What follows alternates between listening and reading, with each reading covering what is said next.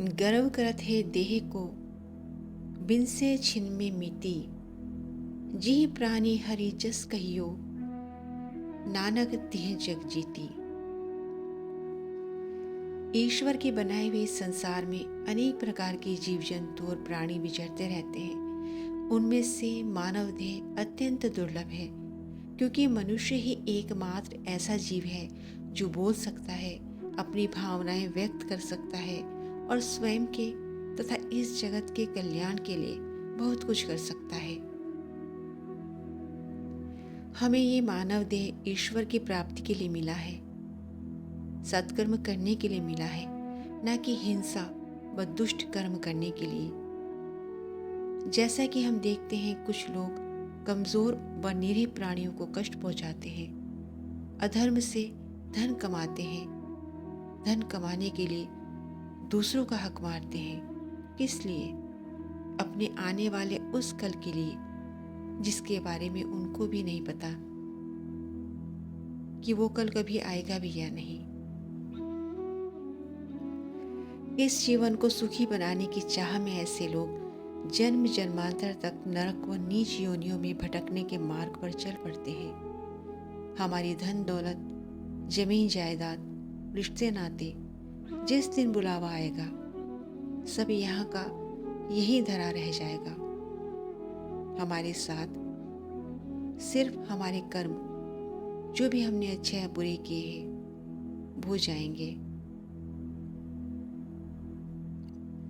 हम लोगों को ये अहंकार रहता है कि मेरे पास इतनी ज़मीनें हैं, तो ज़मीनें वही रहेंगी जहाँ वो सृष्टि के आरंभ से थी, बस उसका मालिक बदलता रहेगा।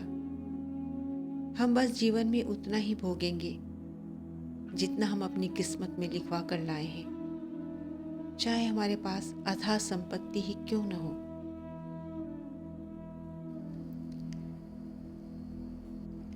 अगर इस मानव जीवन को हमने देह सुख, भोग विलास व अधर्म से धन संग्रह करने में, दूसरे जीवों की हत्या करने में बर्बाद कर दिया, तो फिर पता नहीं किन किन नीच योनियों में हमें जन्म जन्मांतर तक भटकना पड़ेगा, 84 लाख योनियों में जाना पड़ेगा। इसलिए सावधान हो जाइए, नहीं तो पछतावे के सिवा कुछ हाथ नहीं लगेगा। आश्चर्य की बात है कि धन बर्बाद होने पर आज के मनुष्य को उसका दुख तो होता है, परंतु इधर उधर की बातों में अपने समय को व्यर्थ ही बर्बाद करने पर जरा भी दुख नहीं होता, जबकि उस समय को वह भगवत प्राप्ति में लगा सकता है। हमारा जो प्रारब्ध होता है वो जन्मों जन्मों तक हमारा पीछा नहीं छोड़ता। इसलिए ईश्वर ने अगर अभी आपको कर्म करने की स्वतंत्रता दी है और अभी आप बलवान हैं, तो कृपया अपने बल के घमंड में किसी का अहित न करें, नहीं तो आगे आपको इसका परिणाम भुगतना पड़ेगा। ना जाने किन किन नीच योनियों में जाना पड़ेगा। और आपको जो ये दुर्लभ मानव देह मिला है, इसे दोबारा प्राप्त करने में सदियां गुजर जाएंगी, जिसको अभी आप यूं ही गंवा रहे हैं। क्योंकि मानव देह परमात्मा प्राप्ति के लिए हमें बहुत मुश्किल से मिलता है। इसलिए इस देह का, इस जन्म का सदुपयोग कीजिए और अपने जीवन को एक सार्थक दिशा दीजिए।